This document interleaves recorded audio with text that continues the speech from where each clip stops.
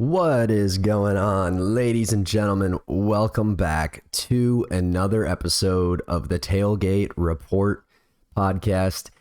We are back here for another week of recapping some of the big sporting events that have happened over the last week or so.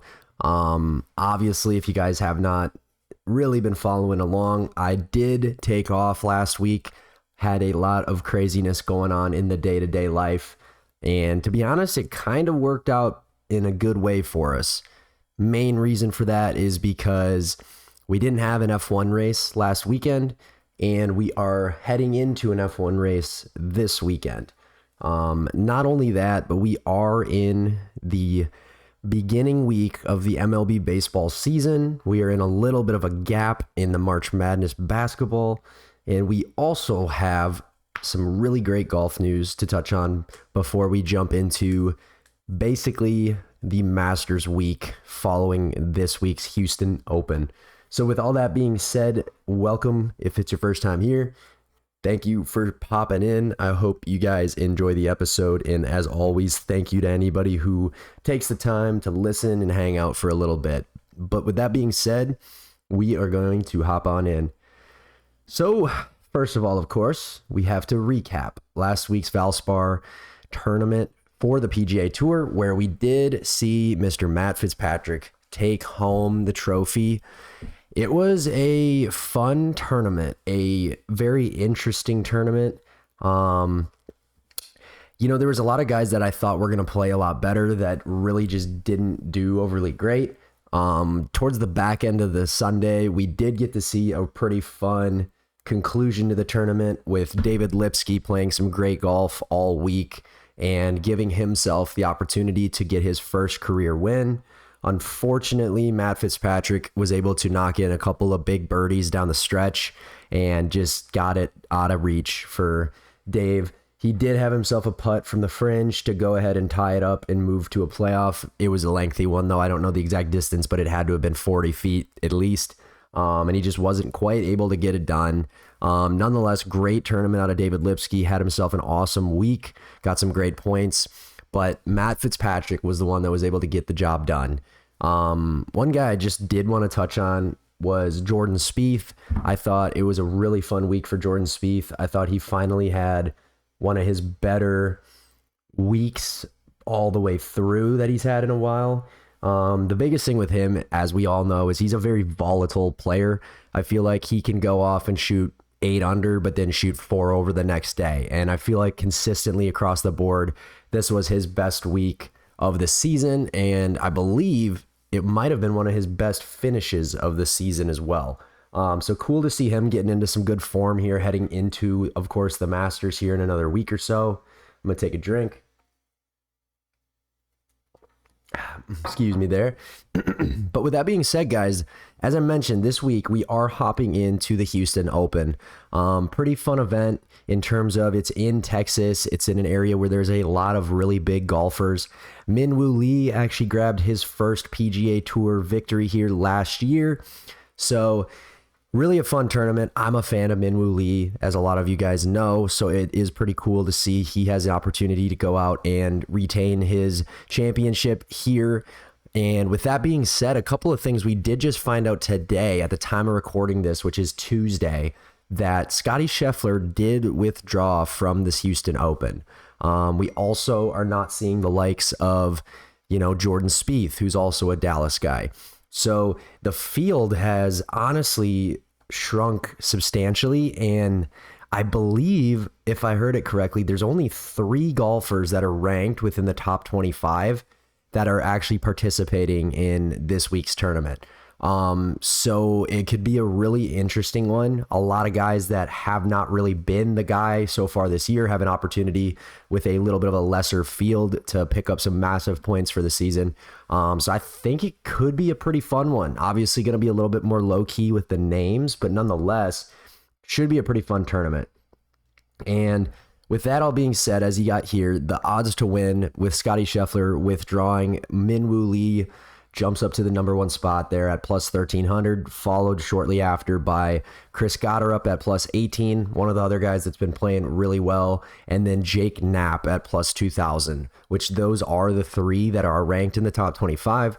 And then right after them, a name we have not seen overly too much this year is Sam Burns at plus 2,200 and Koepka as well at plus 2,200. That being said, I'm going to double check right now because I could be wrong, but I believe that Brooks Koepka might have actually withdrawn from the tournament as well. I'm not sure. Let's see here. Let me take a peek really quick. I'm curious about this because I thought I did just see that. Oh, no, it looks like he should be. Okay, no, he should be playing. Great, cool. Because Brooksy's been playing some great golf as well. So I was glad to see that he is going to stay in the tournament. For some reason, I thought I also saw he withdrew, but I could be wrong. But nonetheless, guys, should be fun. And with that being said, we are going to jump into basically the FedEx Cup standings. Biggest thing you're going to know here is there's a lot of new names. The last time we did a recap like this, there was quite a few names that were very low-key names, not very big guys, a lot of up-and-coming talent. And the one guy you're going to notice still up there at the top is Jacob Bridgman. He has been playing great golf all year, really just been consistently getting the job done, making cuts, making top 20s, doing a great job of just staying consistent. Cam Young, after his big win at the Players, moves on up to number 2. Matt Fitzpatrick, after taking second place the week before, gets it done at the Valspar and now moves himself up to 3rd. Akshay Bhatia, coming off a pretty big win there at, I believe it was the Genesis, gets himself up to the number 4 spot. He's been playing some good golf as well.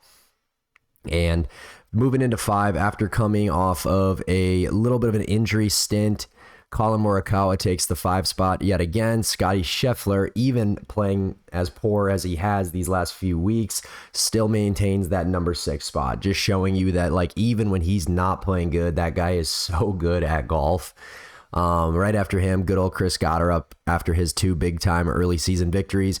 Minwoo Lee coming in right after him at 8, hoping to get himself moved up a little further on that list this week as he defends his title. And then, of course, Xander Schauffele. I feel like Xander Schauffele has been a guy that has gone under the radar this year in terms of has not won tournaments. He hasn't really been overly competitive until like one of the days. And then that one day he shoots like 6 or 7 under and it brings him into the top 5. It's pretty crazy because I was looking at the list and just seeing all these names. And then honestly, number 10, Sepp Straka, that was a kind of surprising one to me. I know he had a pretty good week. I believe it was either at the Players or the one before it, but to have him all the way up to number 10 now, he's also been a pretty sneaky guy in terms of moving up that list. So it is obviously shaping up to be a really interesting season. There's a lot of names that we're not familiar with seeing a lot on this right now. You know, who knows when Colin Morikawa is going to be back to 100%. Scotty is not playing his best golf. 2 names that are massive in the sport, but could see themselves fall out of that top 10. And then you got some more guys that this week, especially with there being a lesser field, can really bring some points to their name and keep moving up that list. So going to be a fun week. This has been a really fun season of golf, to be honest. I have enjoyed seeing the diversity of talent start to kind of showcase itself. And I'm really looking forward to seeing what this week brings down in Houston. So with that being said, as I mentioned, last week we did not have a F1 race, but this week we are heading to Japan, which, of course, Japan is a very fun place to watch. Main reason for that is I think they just have all the cool liveries. There's a ton of them. I know Red Bull's got one, Haas has got one, I believe Mercedes has got one, Racing Bulls has got one, I believe. So it's just going to be a really fun race, a lot of new sights, a lot of intricacies that we're going to be very interested to see how they play out. And if you'll take a look to the right there and look at that 2026 driver standings, The funniest thing to me is Red Bull and McLaren, after coming off of a season where they were the two contenders, are just really not even making a dent. I know it's early in the year, but I mean, for any of you guys that have listened in or watched, Oscar Piastri has not even had an attempt at a race yet this season. Max Verstappen has had some struggles with the vehicle. Him all the way down at 8 is pretty insane. You got two young bloods at the Racing Bulls, Lindblad and Lawson, making their way into the top 10. Pierre Gasly having an incredible season so far, racing really well. At number 7, of course, Lando there with 15. Ollie Behrman, the young buck for Haas, having a great start to the season for himself as well. And then, of course, the two that I think we kind of thought would be defending each other's championship odds this year would be Mercedes and Ferrari. And as you can see there, Leclerc and Hamilton are neck and neck there with the 3-4 spot. Russell and Antonelli take the 2 top spots currently. And Antonelli, coming off of his first win, youngest racer to ever win, has an opportunity to pass George Russell this week and be number 1 in the driver's standings at such a young age. Moving to the left there, as you'll see with the team standings, you'll see that Mercedes is comfortably ahead right now by a little over 30 points. And then McLaren following at 3rd, Haas actually taking the 4 spot, which is pretty crazy. Red Bull down at 5, Racing Bulls at 6, Audi obviously just rebranding. They've got a couple to their name. And unfortunately for the American team, Cadillac, they have done not a whole lot in the positive this season so far. Very early on, but nonetheless, it'd be awesome to see them get some points going towards their name. So going to be an interesting race this week. A lot of opportunity for a couple of firsts for the season, whether that's a Verstappen podium, it's a, Piastri actually starting a race, Red Bull getting some good points, Cadillac scoring some points. So it should be a fun one. Nonetheless, we're looking forward to it. And as always, we have, one sec here, ladies and gentlemen. We're going to have to pop that back up. There we go. As always, taking a peek here, we have the actual schedule coming in this week to Japan. Now, I have heard rumors that with Bahrain and Saudi Arabia, we probably will not be seeing those races this year. Really unfortunate with the state of the world and the state of the situations in that part of the world. I do not think they will be racing in the Middle East this year, which kind of sucks for multiple reasons. It's always a very competitive, very good race. But on top of that, of course, it's going to be a month, like literally a month, that we're going to be missing out on the opportunities to see some F1. Japan gets done on the 29th, and then Miami doesn't start all the way until May. So unfortunate circumstances. I wonder if they might try to do something about that in terms of like trying to fill in something else. It'll be interesting nonetheless. So we will kind of see what happens from that. But with that being said, next up, we are going to jump on in to the March Madness bracket.